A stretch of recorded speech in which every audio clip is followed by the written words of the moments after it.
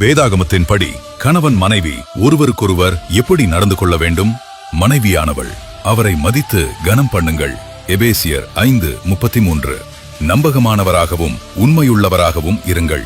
முதல் தீமோத்தேயு 3:11. அவள் தன் வாழ்நாளெல்லாம் அவனுக்கு தீமையல்ல நன்மையே செய்கிறாள். நீதிமொழிகள் 31:12.